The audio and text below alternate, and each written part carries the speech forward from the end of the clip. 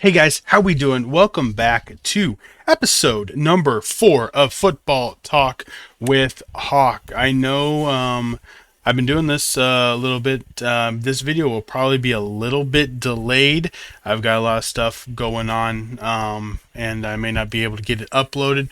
But nonetheless, here it is. Let's get into the next video. We're going to rock and roll today.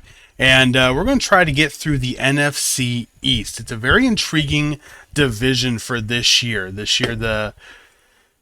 As I said, the AFC South and the NFC East are two very opposite but polarizing divisions at the same time, because the NFC East really has quite a few teams that you're going to be looking at, really just trying to figure out if they can ever take the next step.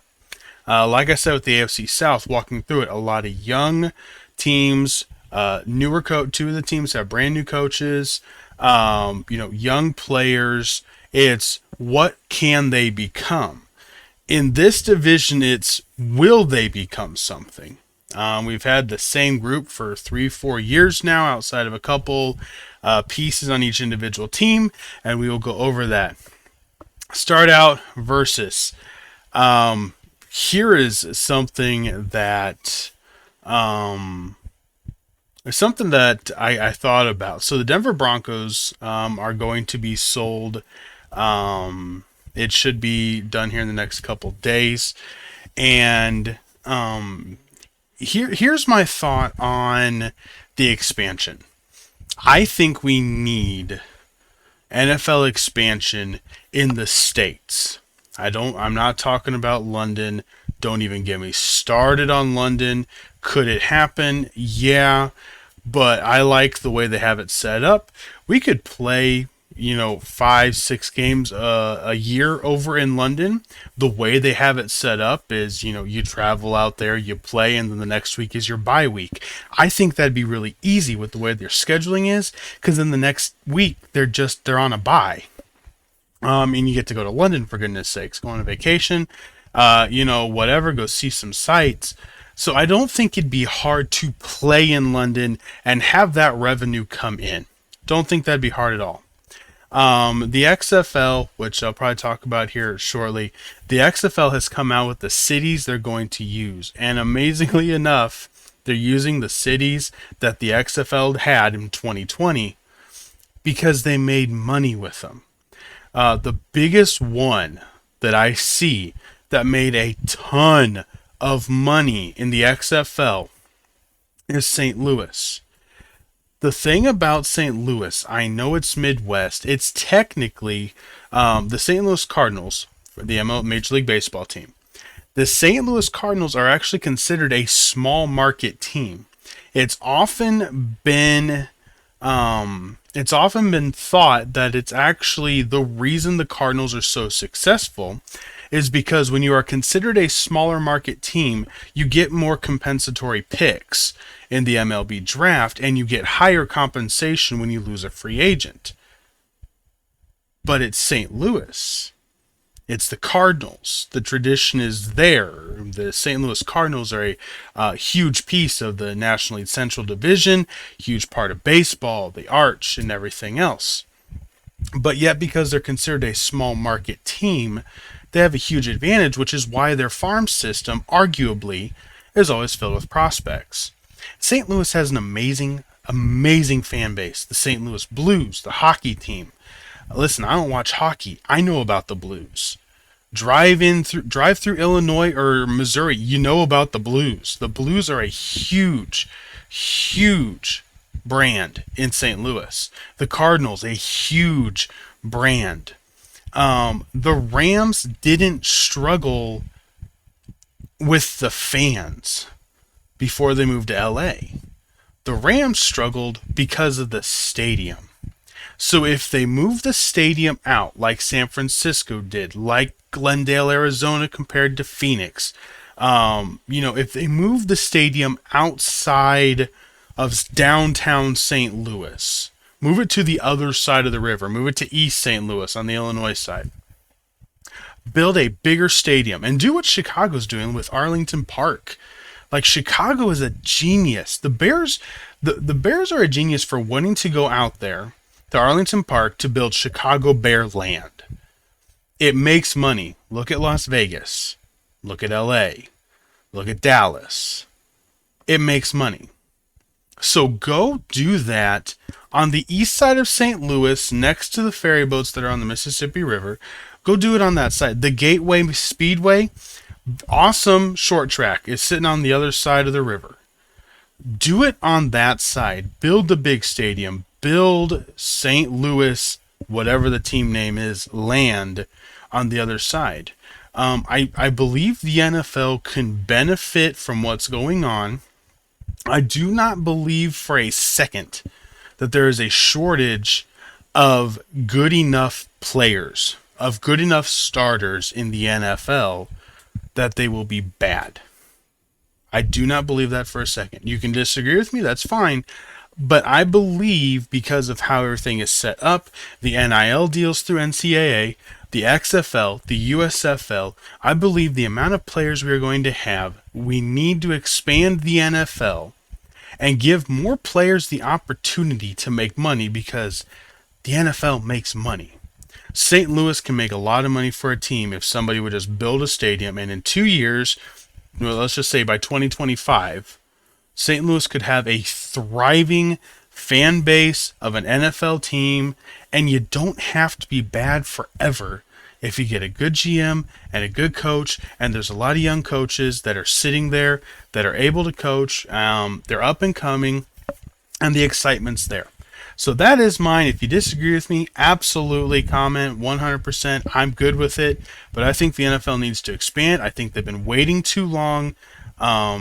If you're going to keep getting these big deals, the more teams you have to cover, the better your league's going to be if you can get more players the opportunity to play.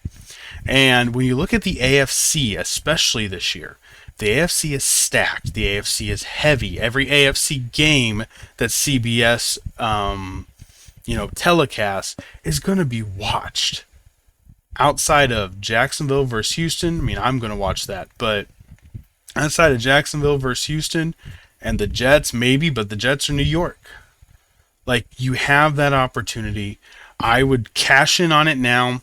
If there's any owners that want to go into the NFL, I would strongly suggest any of these big ownership groups start up the team and start them in these cities that can hold an NFL franchise. San Antonio has the Alamo Dome. Is it a little bit small? Yes, I fully agree with that. It is a little bit small for it, but could it work?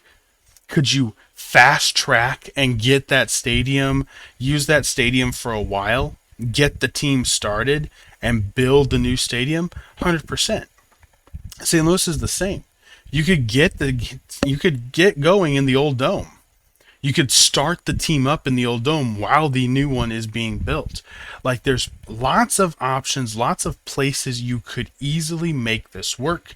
And I think that owners and those interested in becoming an NFL team owner really need to look at it and go after it and push the NFL to expand, because right now they're 32 teams.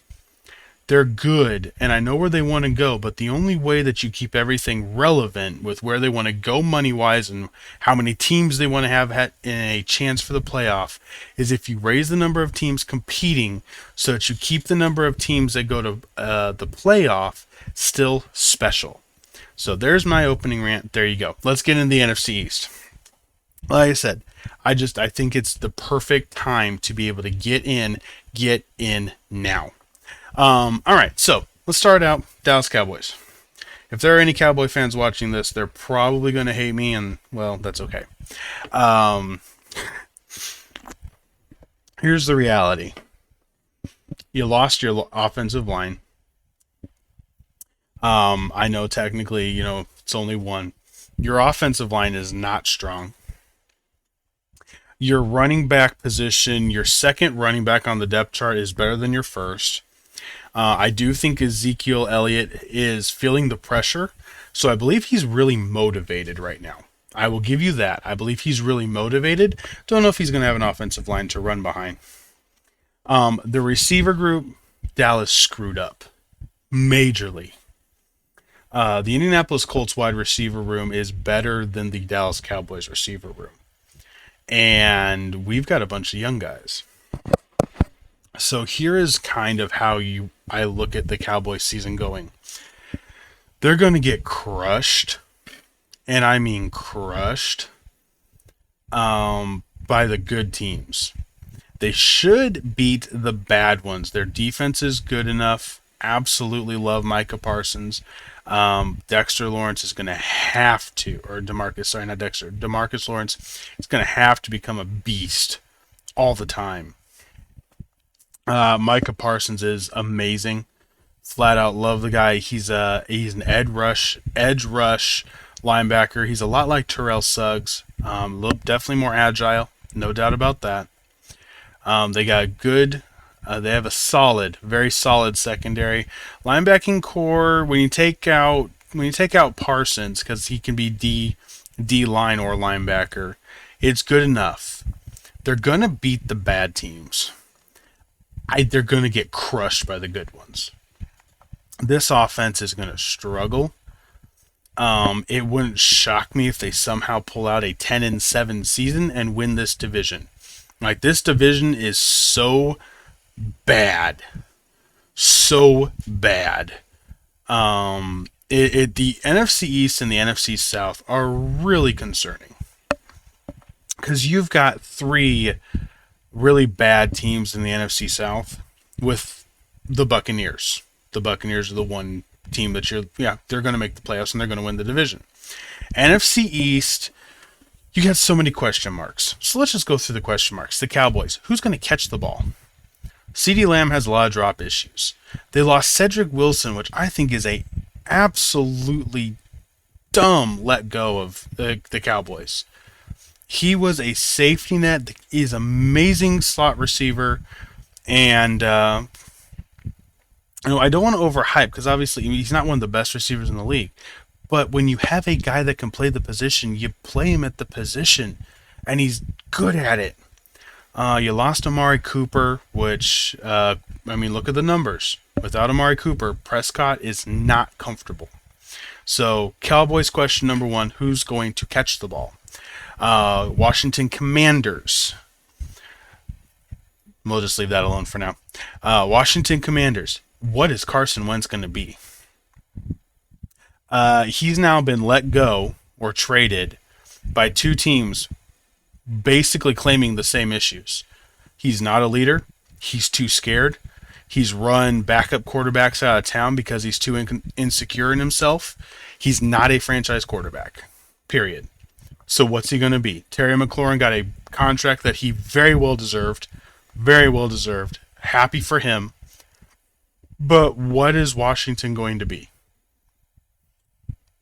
That's the question. What is Washington going to be with Carson Wentz?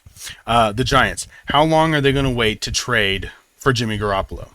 That's what I believe is the biggest question. I think the Giants are going to be the one to pull the trigger. I think Brian Daboll is going to look at Daniel Jones and go, heck no. Tyrod Taylor is a great fill-in. You've got a really good draft coming up for quarterbacks, supposedly. But the problem is, if we're looking at 5 weeks into the season and two of those quarterbacks that you thought were going to be drafted high get injured, it's not a good idea. Not a good idea to just go off for the draft then if you're looking for a quarterback. Jimmy Garoppolo would give them 2, possibly 3 years. Brian Daboll could then draft a quarterback, groom him, or kind of wait around and at least be relevant on offense with a quarterback that could distribute and manage an offense. Brian Daboll is an offensive coach. I believe Daniel Jones could have a better season. The problem is his accuracy issues terrify me. So my question for the Giants is, at what point are you going to trade for the veteran quarterback? Philadelphia, was last year a fluke? That's really the question. Was last year a fluke? Last year, Philadelphia, ground and pound. Jalen Hurts did his job. Game manager. That term seems to be used almost as a slam. The problem is, and then you have these, I'll probably have a segment on this in an upcoming video. But then you got these, commentators that go, all these ex quarterbacks. They're all game managers. No, they're not. No, they're not. Josh Allen is not a game manager. He's a playmaker. Patrick Mahomes is not a game manager. He's a playmaker. Lamar Jackson's not a game manager. He's a playmaker. Peyton Manning was a game manager. He completely controlled the game. Josh Allen, Patrick Mahomes, they got to run, they improvise. They're a lot more like Brett Favre. Brett Favre was a playmaker, not a game manager. Tom Brady is a game manager. Being a game manager is working within the system and the constraints that you have. For Peyton Manning, that was taking what the defense gave him all the time. If you're going to drop back, I'm going to dink and dunk. If you're going to play up, I'm going to do play action and throw it over the top of you because you can't cover my receivers. Tom Brady, same thing. Going to lay off, I'm going to do quick screens, and we're just going to beat you that way. That's a game manager is not bad. It's the type of quarterback that you are. And it's playing to the strengths of the quarterback. I did not like Nick Sirianni as the hire. I will be the first one to admit he was the offensive coordinator for the Colts. When he got hired as the head coach, I was wondering why. That defense, though, was stout last year. Kudos to them. Nick Sirianni came in, said, this is what this quarterback is. Jalen Hurts is not a guy he's not Peyton Manning. He's not Tom Brady. He's not Phillip Rivers. He's not Matt Ryan. He's none of them. He can control the game if we set up the game plan to work for him. And that is exactly what they did. And to their credit, if they do that again, I think they will win this division. And I think they will go to the playoffs again this year. I believe that if they fully understand what their quarterback is, the quarterback can have success. That is the problem. Some of these rookie quarterbacks, we've had quarterbacks come into really bad situations before. Basically, if you join the New York Jets, you're in trouble. There's something about the Carolina Panthers. I believe the Panthers have a setup for the quarterbacks there to succeed. So when Sam Darnold and Baker Mayfield fail there, I do not believe that is the Carolina Panthers, nor really the coach. Because it's an offensive coach. They had a lot of injuries, but they've got good receiver pieces, and they're set up relatively well. Their offensive line is really weak. We talked about that. But the system and the organization is set up really well. When you go to a team like the Jets, well, there's not much set up well. So the expectations are different, and you also don't have the support. The Giants are a good organization. Daniel Jones has had the support. He's had the time, and he's screwed it up. He really screwed up his opportunity. He has had that ability in that organization. I know they haven't been the most talented. I get that. But he's been given the opportunity. They're going to have to move off of Saquon after this year. So look for them to draft a running back next year in the second or third round. Possibly make a free agent splash. Depends on what Daboll wants to do. They've got a smart front office, a smart head coach now. And I'm looking forward to what they do. But that's why Jalen Hurts is so much better off in Philadelphia, because they brought him in and gave him the system he can run because they protected him. Justin Fields in Chicago is dying because they're not running a system that can protect him. Trey Lance, I think, will win 9 games this year with San Francisco because Kyle Shanahan is going to run an offense that's going to protect Trey Lance. They're going to protect the weaknesses. The defenses are going to try to expose them, and the good ones will. When you play good teams, your weaknesses will be exposed. That is, 100% clear. We understand that. But when you play an offensive style, you can cover up a weakness. Simple example. Pocket quarterbacks.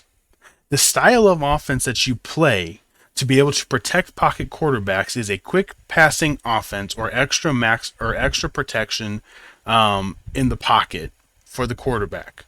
You mask the weakness of not being able to move by protecting or by making the routes quick enough to get the ball out fast. That is how you protect the weakness. Philadelphia, to their credit, did a great job protecting the weakness. The Giants tried, but they never were able to. I think San Francisco will. Chicago won't. Carolina could, but their quarterbacks are just that erratic. I mean, it's just Baker Mayfield and Sam Darnold are going to throw interception after interception, and that's just how it's going to work. So, this year, this is kind of where I think everything's going to line up. I think Philadelphia wins it, and I think the rest of the three teams, I'm guessing Dallas is going to get second. They'll probably sneak in with 9 wins because of how their schedule lines up. But it's going to be rough, and I think McCarthy gets fired at the end of the year. Washington, Ron Rivera is going to get a big break. I think Carson Wentz throws, he's not going to have luck like he did last year. Last year, I think there was something. Casper and his friends, somebody was knocking the balls out of the defender's hands. He threw 65 interceptions last year. Just not all of them were caught. That game against San Francisco in the rain on Sunday Night Football, San Francisco had 6 interceptions. He throws the ball up in the air, and without pass interference penalties, he would not have had it. Just the numbers were not accurate on what actually happened last year. I think they're going to be accurate this year. I think he's going to throw 15 to 20 interceptions this year, maybe have 20 to 25 touchdowns. It's going to be bad. Washington's going to wonder what they did because they've got some good pieces. They just need a quarterback. I get doing this. I really do. If you're Washington, taking a swing like this is not a risk. It's really not. They gave up a 3rd-round pick, big deal. You got to try. The division is so weak. If he can just take away some of those stupid turnovers, the horrible decisions that you wonder what part of his brain it came from, they got a shot to be able to compete for the division, as the division's so bad. So if you're Washington, fully get it. You had to make it. The Giants, I think they're definitely out of it. They'll win 4 or 5 games. Dayball's not going to be under that much pressure. The GM is fully aware. The owner knows what's going on. I guarantee you they've already talked about Daniel Jones and already talked about what the plan is for next year. You got to let contracts run out. They're being smart with it. Money-wise, don't waste the bank when you don't have to. I like the move. That's okay. So Giants will be bad. Philly won, and swap Washington, Dallas for 2 and 3. However it ends up playing out. But really, any one of those 3 teams, I think, could end up winning it. If injuries hit Philadelphia, you may have a sub-500 team win this division. It's that simple. All right, let's get into the next one. NCAA. College football is back. It is real football, real, meaningful, win-loss record football that takes place in August 27th to be exact. Yes, I already know it because I've looked at it, and I'm going to run down the schedule because none of you are going to care about this. Probably. None of you are going to care about this, but I want to run down this schedule here. I've got it sitting right here in front of me. Week number 1. There are actually a couple conference games. So you're going to have a couple games where in conference you've already got a match against another team. So you got conference play between Nebraska and Northwestern. Nebraska last year was called the best 3-9 team ever. That is what they had been called. The best 3-9 team ever. I think Nebraska with Scott Frost is in for a big breakout season. I always like Pat Fitzgerald at home with Northwestern. He gets his guys pumped, gets his guys excited. I don't know which way that one's going to go, but I do know I'm going to be excited to watch it. That is August 27th on Fox at 12:30. Then we've got a little bit later in the day, we have North Texas versus UTEP. And you're thinking, what does that matter? Listen, I like the Miners. Have you ever seen their stadium? Their UTEP Stadium, University of Texas, El Paso. El Paso, Texas. The stadium is literally built into the mountain. Like, it is really cool. It is really cool. And honestly, that's the only reason I like this game. that it is really cool. UTEP is home. It's a night game in the Sun Bowl, and it's one of those. It's a really nice sight. I wish the team was better a lot more because that stadium deserves a team that's really, really good. But nonetheless, then to close out the night, we got Vanderbilt versus Hawaii. That is going to be SEC going out to Hawaii. I really miss the dark green uniforms. Hopefully that's what Hawaii runs that night, or maybe they'll run one of their other Warrior uniforms. Other notable teams that are playing, Florida State does open that weekend. Believe it or not, they're home against the Queen. And Illinois is home against Wyoming. But not many other games going on outside, well, that are really going to matter anyway. But Nebraska Northwestern, definitely looking forward to. Vanderbilt, Hawaii to close out the day is going to be a good one to end the day. So looking forward to real football, because these games, win or lose, the record stays for the rest of the year, and football starts. And then next Thursday, I'll go over that as we get to it. We will do College Corner as the season rolls on here, and we got a couple more videos before that comes out. So we will definitely get to College Corner, and we'll get to the Week 1 matchups on the next Thursday for Labor Day weekend. All right, Twitter. Let's close this out with Twitter. I got a question for y'all. Which team of this list has the best throwback logo? Now, first glance, see, I like what Denver did. Denver brought that logo back, but instead of having all orange helmets, they've got the dark navy helmets with that logo on them. That is sharp. Really nice looking.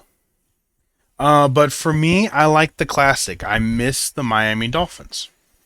The Miami Dolphin classic logo with Dan Marino. It is. It's just the classic logo. I don't like the new one as much. I do like that one a lot better. And then the Houston Oilers. I mean, they're not even. I mean, technically they are. They're the Tennessee Titans. But Houston Oilers. Warren Moon, Earl Campbell. I mean, they had some great players play on those teams. One that is missing from this, because I guess maybe it's not really throwback, but I would say it is, because I mean it's been well over 20 years now, is the Baltimore Ravens original logo. The original logo that they had, the Baltimore Ravens, when they first started. I'd say that one would probably fight for third or fourth. Let's see. Let me think of some other teams. Let me think. Let's go down the list. Philadelphia's on there. That one's, yeah, I mean, it's an eagle. Washington, I guess technically we can't talk about old logos, so let's just leave that one alone. The Giants are doing their old school, but they either have just the NY or the Giants on the side of the helmet, and that's all they got. Buffalo's changed their colors, but not really their logo. Patriots one is on there. The Jets are on there. The Dolphins are on there. So every other team in the AFC East is on there. Browns haven't changed at all. Steelers have never changed. Probably never will. Bengals haven't changed, really. Colts haven't changed, unfortunately. Titans, they were used to be the Oilers, so they changed. Texans haven't gone through a change. Jaguars keep playing around with the helmet, but the logo's always the same. Chargers, I don't know. See, I don't know. See, when I look at that logo, I do think of old school Chargers. I'll be honest, even though it wasn't that long ago. I mean, the LT played underneath that logo, and that helmet. But I do like, I don't know. That is a clean helmet with just the firebolt or the lightning bolt on the side. It is a very clean helmet. I'll give them that. Kansas City Chiefs, I know they've changed. Their logo's not on here. Oakland Raiders, I think they've had two logos, but it's basically been the same all the way through. Rams just keep changing colors, let's be honest. Their new logo with LA though. I love it the way they did it. The branding, smart people in that organization helped with that branding. Very very smart, and they made a lot of money. They did a good job. Seahawks are up there. I do wish they'd play in their retro uniforms, that silver with the green and blue. Play in their retro uniforms a little bit more, or at least once a year. Because I do. John Freeze, Cortez Kennedy, Joey Galloway, all played for the Seahawks when they had that emblem, and Ricky Waters, running back Ricky Waters. So there's one. Cardinals have always been the same. Saints basically the same, just the size of the fleur de lis. Panthers have always been the same. Falcons one is on there. Buccaneers one's on there. Packers the same. Vikings basically the same except colors. Bears the same. Lions have gone back and forth with how the logo looks, but they've always just been the Lions. And that's it. So I guess there's not many. There are not nearly as many throwback logos as I thought.